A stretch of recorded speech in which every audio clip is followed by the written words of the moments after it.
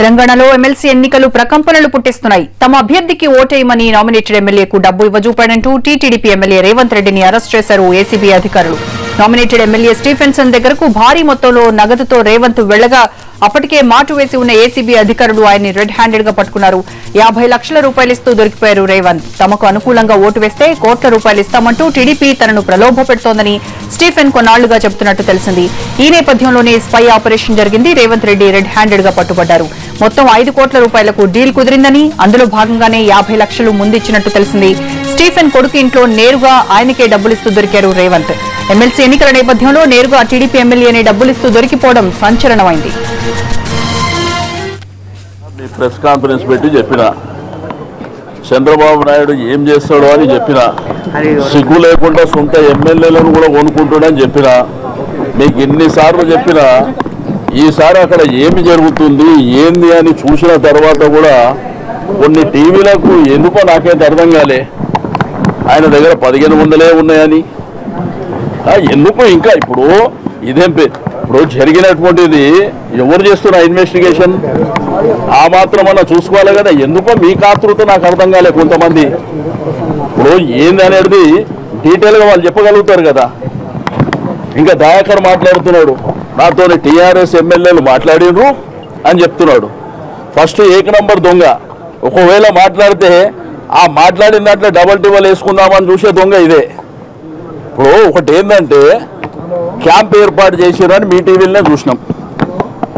క్యాంపులో టీడీపీ వాళ్ళు ఉన్నారని మీరే చూసినారు.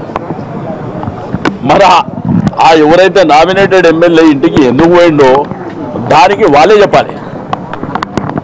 గౌరవనీయులు సత్యహరిచంద్రుడు అయినటువంటి చంద్రబాబు నాయుడే చెప్పాలి ఎందుకు పోయిండు అనేది. కానీ కొన్ని టీవీలకు ఎందుకు ఆతృత నాకైతే అర్థం కాలే. నేను ఇంతకుముందు టీవీలలో చూస్తుంటే వీళ్ళకే ఎక్కువ అనుమానాలు ఉన్నాయి. ఎందుకో మరి అంత నాకైతే అర్థమవుతలేదు. ఇప్పటికీ చేసింది మన టీఆర్ఎస్ పార్టీయా లేకపోతే మా కార్యకర్తలు ఏమన్నా ఉన్నారు అక్కడ? కనీసము ఆడ ఏం జరిగిందో ఇంకా ఏం జరుగుతుందో వాళ్ళు చెప్తారు కదా ఏం జరిగింది. ఎందుకంటే ఒక ఎమ్మెల్యే కదా, కాబట్టి అధికారులు కూడా బాధ్యతగా ఉంటారు కదా. కాబట్టి నేను మొదటి నుంచి చెప్తున్నా, మీకు ప్రెస్ కాన్ఫరెన్స్లో అనేక సందర్భాల్లో చెప్పిన, చంద్రబాబు నాయుడు చరిత్రనే నీచమైన చరిత్ర. డబ్బులతో ఏదైనా కొనాలనే ప్రయత్నం చేస్తాడో అది మొదటి నుంచి అని చెప్తున్నా. అసలు మీ క్యాంపులో ఉన్న ఎమ్మెల్యే ఎట్లా గాయబేయండు? మీ క్యాంపులో ఉన్న ఎమ్మెల్యే గాయబ్ ఎట్లయిండు? గాయబై వాళ్ళ ఇంటికి ఎట్లా పోయిండు? ఇప్పుడు ఎట్లా అంటే ఎట్లున్న పరిస్థితి అంటే దొంగతనం చేసి దొంగ అన్నట్టుంది పరిస్థితి. ఇంతకంటే నీచమైన దారుణమైన పరిస్థితి ప్రజాస్వామ్యంలో ఇక్కడ చూడం మనం. నేను అందుకే పదే చెప్తున్నా, ఆయన నిన్న మొన్న చెప్తే మహానాడులో చెప్తాడు ఆవుల మాదిరి గొర్రెల మాదిరిగా ఉన్నారని చెప్పి. నీకంటే నీచమైన చరిత్ర ఎవరికైనా ఉందా? కాబట్టి నేను ఇప్పటికి కూడా చెప్పేది ఏంటంటే మీ అందరికీ కూడా, అక్కడ నేను ఇంతకుముందు టీవీలో చూస్తే ఏమో ఎంక్వైరీ జరుగుతుంది అనేటువంటిది వస్తుంది. అదంతా వచ్చిన తర్వాత మీరు డీటెయిల్గా ఫోకస్ చేయండి. అది జరగకముందే అక్కడ ఎంక్వైరీ జరుగుతుంటేనే వాళ్ళకంటే ఎక్కువ అనుమానాలు కొంతమందికి కనిపిస్తున్నాయి మీడియాలో. అది అర్థం కాని ప్రశ్న అది. లేకపోతే ఎవరు పడతాలని బాధ్యత గల ఎమ్మెల్యేలను తీసుకుపోయి ఏది పడతా చేసే పరిస్థితులు ఉంటాయా?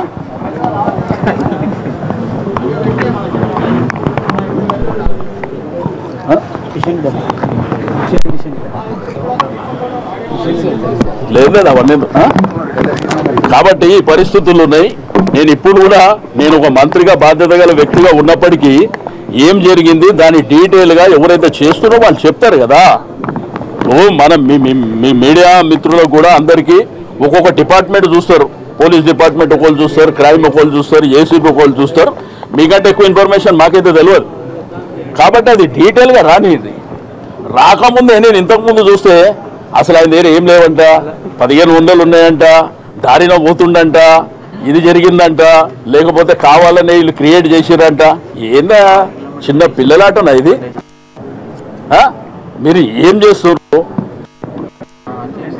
దానికి ఇప్పుడు ఇంతకుముందు దయాకర్ మాట్లాడుతుంటే నేను ఒక టీవీలో చూసిన టెలిఫోన్కి మాట్లాడుతుంటే నాకు కూడా ఫోన్ చేసారు ఎమ్మెల్యేలు. మన సిగ్గుండి మాట్లాడుతున్నా, ఎవరైనా ఎమ్మెల్యే నీకు ఫోన్ చేస్తే దానికి డబల్ టిబల్ ఫస్ట్ వసూలు చేసుకున్న 1 నంబర్ దొంగవు నువ్వు. అది చరిత్ర తెలియదా? చంద్రబాబు నాయుడు దగ్గర 30 ఏళ్ళు నేను రాజకీయం చేయలేదా? తెలంగాణ పార్టీని పెట్టుకొని ఎంత వసూలు చేసినావో తెలియదా? నీకంటే నీచుడు దొంగ ఎవడని ఉన్నాడా? నువ్వు నీతులు మాట్లాడుతూ. కాబట్టి నేను మీడియాకు కూడా ఇప్పటికీ రిక్వెస్ట్ చేస్తాను, కొంతమంది అనుమానాలు ఎందుకు వస్తున్నాయో వాళ్ళే చెప్పుకోవాలి. ఎందుకంటే ఈరోజు ప్రజాస్వామ్యంలో మీడియా అంటే అందరికీ గౌరవం ఉంది. బట్ నేను అందరిని అంటే నేను ఒక 1 2 2 3 ఏదో మరి వీళ్ళకెందుకు అంత బాధ అనిపిస్తుందో నాకైతే అర్థమవుతలేదు మరి. కాబట్టి ఏదేమైపోయినప్పటికీ మీరు కొద్దిసేపట్లో మీరే వెళ్ళండి, మీరే మాట్లాడండి. మేమైతే అక్కడికి వచ్చి మాట్లాడేది అయితే ఉండదు కదా. ఏమేం జరిగింది, అసలు ఎట్లా ఏంది అనేటువంటిది. ఆయనంట ఫోన్ చేసిండంట, ఈయనంట పోయిండంట, ఇలా క్యాంపులనంట. మా క్యాంపు అంతకుముందు న్యూస్ రాకముందు చూసిన నేను టీవీ చూస్తే ఏమంటారు, లే మా క్యాంపులోనే ఉన్నాడు. ఆ క్యాంప్ ఏడో నోవెటల్లో ఏదో చెప్తుండే మా దగ్గరనే ఉన్నాడని చెప్పారు. మళ్ళీ ఇప్పుడేమో బుకాయించి మాట్లాడుతున్నారు.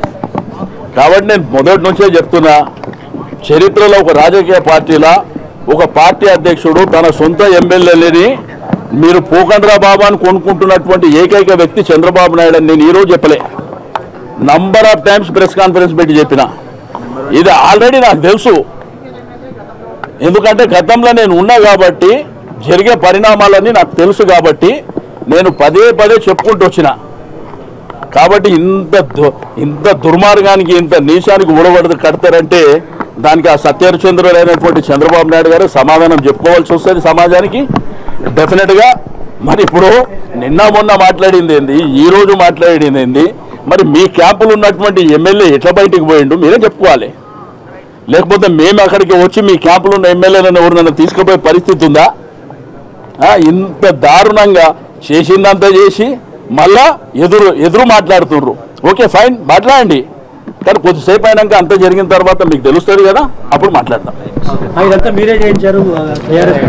అదే అమ్మా నేను అడిగేది కూడా మీకు అదే. ఇప్పుడు నిన్ను నన్ను ఎందుకు చేయరు? నిన్ను నన్ను ఎందుకు చేయరు? లేకపోతే చాలా మంది ఉన్నారు కదా, ఎందుకు చేయరు? ఇప్పుడు రేవంత్ రెడ్డి అనేది చిన్న పిల్లోడు కాదు కదా, అంటే ఎక్కడికి పడితే అక్కడికి రమ్మంటే రానికి చిన్న పిల్లోడు కదా, కాదు కదా.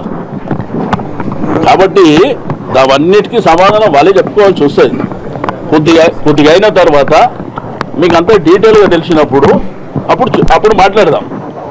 అంతేగాని చిన్న పిల్లగాళ్ళగా బుకాయించేటువంటి కార్యక్రమం చేస్తే అంతకంటే దారుణం. ఇప్పుడు రాజకీయాలల్లో ఒక పార్టీకి మధ్య విభేదాలు ఉంటాయి, రాజకీయ పరిస్థితులను బట్టి విభేదిస్తారు.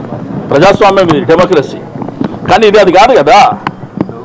అంతేగాని ఇప్పుడు రోజు పొద్దుస్తమానం మేము పత్రికలలో తిట్టుకున్నా, అసెంబ్లీలో తిట్టుకున్నా, బయట తిట్టుకున్నా అది పరిమితంగా ఉండదు కదా. కలుస్తారు, మాట్లాడుకుంటారు, వెళ్తారు. మేము టీవీలనే చూసినాం బాస్. నేను ఇప్పటిదాకా టీవీలనే చూసినా. మీరు చూసింది టీవీలనే, మేము చూసింది టీవీలనే. ఇంకా మీ వాళ్ళన్నా అడ్రస్ ఎత్తుక్కొని ఉరికిండ్రు. ఆడ ఇంతకుముందు చూస్తే ఆ ఇంటి నంబరు లేకపోతే అవి చూపిస్తారు. నేను కూడా సికింద్రాబాద్లోనే ఉంటా. కానీ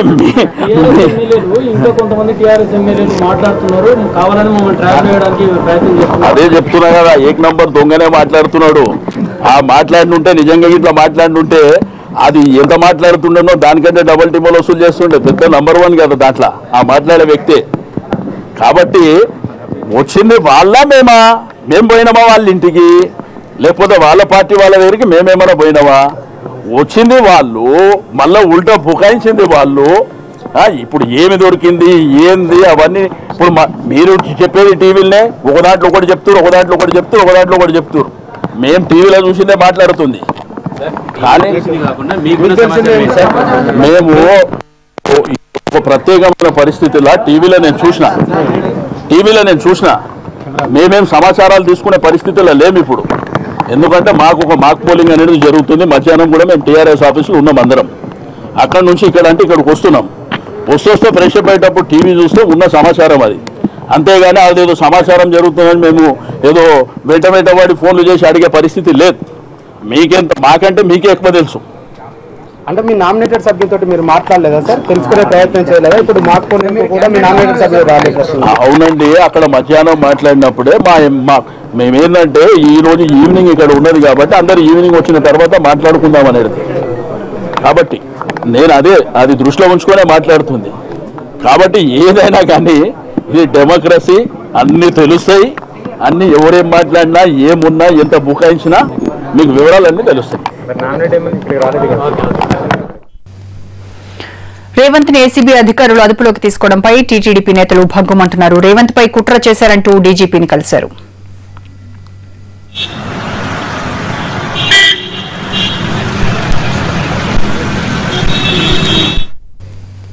బులెటిన్లో షార్ట్ బ్రేక్ తీసుకుందాం. Stay tune.